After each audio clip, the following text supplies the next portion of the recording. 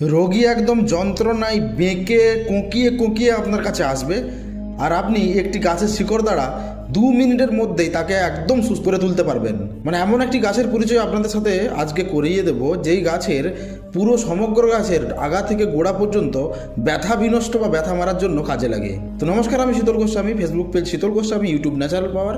তো চলুন শুরু করা যাক। এই যে গাছটি দেখছেন, লতা বিশিষ্ট গাছ, এটিকে আমি বনপুই বলে বা আমরা বনপুই বলে জানি। কোন জায়গায় কী নাম জানি না, পুঁই পাতার মতো দেখতে, কিন্তু সরু হয় আর লতা হয়। এই গাছ আপনি শনিবার মঙ্গলবার গাছ তোলার মন্ত্র বলে নেমন্তন্ন জানিয়ে তুলে নিয়ে আসবেন। গাছ তোলার মন্ত্র হলো, জগন্নাথায় সৌরী বৃক্ষ লেয় চিতুতে সদয় হইয়া বৃক্ষ বর দাও মোকে, শ্রী শ্রী জগন্নাথায় নম। গাছের গোড়ায় গোটা সুপারি রেখে শনিবার বা মঙ্গলবারের একদিন আগে জানিয়ে আসবেন, হে বৃক্ষ, আমি তোমাকে মানুষের উপকারের জন্য নিয়ে যেতে চাই। এইবার পরের দিন গাছটি আপনি তুলে যত্ন সহকারে রোদে রেখে শুকিয়ে নেবেন।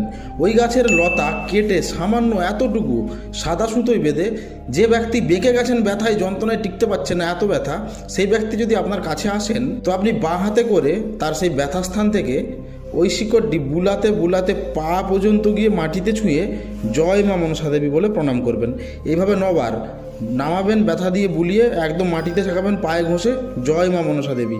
এইভাবে 9বার মনসা দেবীকে প্রণাম করে ব্যথা স্থান থেকে বোলাতে বোলাতে রোগীর পা বেয়ে মাটি অবধি ছুঁয়ে 9বার প্রণাম করে গলায় বেঁধে দেবেন এই গাছের লতাটি।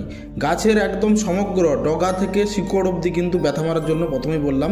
তাই যে কোনো অংশ, মোটামুটি একটি গাছ তুললে আপনি বহু রোগীর ব্যথা আপনি সারিয়ে ফেলতে পারবেন। রোগী আসবে ব্যথায় যন্ত্রণায় বেঁকে বাবারি করে এমন ম্যাজিক করে দেখাতে পারবেন যে সঙ্গে সঙ্গে সাথে সাথেই সেই ব্যক্তি সোজা হয়ে হেঁটে বাড়ি চলে যাবে। আজকের ভিডিওটি এইটুকুই ছিল। যদি ভালো লেগে থাকে লাইক করে যাবেন।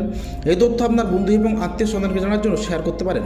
আমার সাথে যোগাযোগ করার জন্য ডিসপ্লেতে দেওয়া নাম্বারে হোয়াটসঅ্যাপ করতে পারেন। তো দেখা হচ্ছে আগামী পর্বে, ততক্ষণ পর্যন্ত ভালো থাকবেন। ধন্যবাদ।